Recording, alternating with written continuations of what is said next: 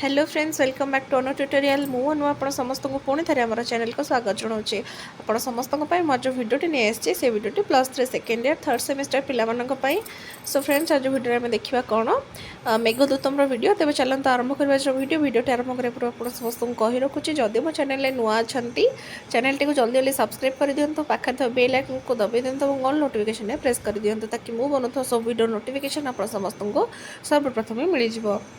तो देखो तो भिडियोटी कौन रही है आम देखा long question very important long question यहाँ तो एग्जाम रिलेटेड देखो मेघेन सफलताया दैत्यं संपादितं प्रतिपादयत।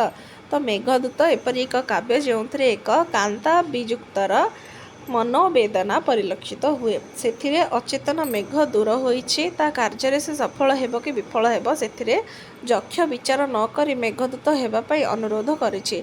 तेबे मेघ की प्रकार दूत ताहा जानिबापई आचार्य विश्वनाथंकर दूत संबंधी विचार को उल्लेख करबा विधेय साहित्य दर्पण रे कोन लेखा अछि देखंतु। दूत हेउचंदी तीन प्रकार। एक नंबर रे कोन अछि प्रथमे ना निसृष्टार्थ मितार्थ संदेश हारक।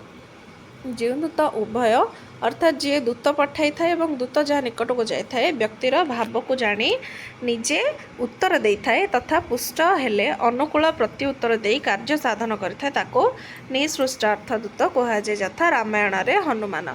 सेमती कौन अच्छी ना जो दूत अल्प कही निज कार्य साधन करता मितार्थ दूत कहुए यथा शाकुंतल रे मिश्रकेशी। तापर सेमती कौन अच्छी जो दूत प्रेषकर केवल संदेश को कही कार्य साधन करए संदेश हारक बोलिकी कहुए यथा मालती माधव रे नंदन द्वारा प्रेषित दूत जावत भाषित संदेश हार संदेश हारक।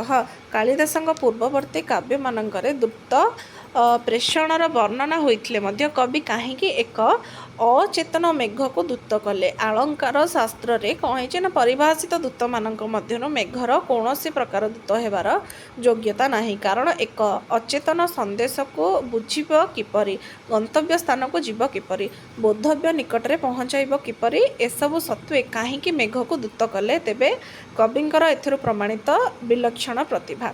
उपनिषद कहे जे ब्रह्मरूप आत्मारु आकाश आकाशरु वायु वायुरु अग्नि अग्निरु जल और जलरु पृथ्वी को सृष्टि जल ही पार्थिव वस्तुगुड़िकर उत्पत्ति कारण सूर्य जल को निजर रश्मि रे विकिरण करिथाए। जल अंतरिक्ष रे थिबा मेघरे बाष्प रूप से एकत्रित होइथाए। वर्षा ऋतु रे मेघ द्वारा सही जल भूमि रे पड़िथाए। मेघ सर्वथा वितरण शक्ति रे सशक्त से ही योग्य क्षेमर कारण। सृष्टि प्रक्रिया रे मेघर भूमिका जेपरि गुरुत्वपूर्ण सृष्टिर संहार रे मध्य तार भूमिका कम नुहे।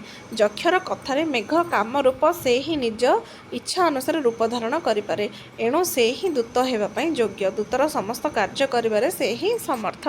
सो आशा करछि समस्त जानि पारिथिबे एटा थिला आज वीडियो। Thanks for watching.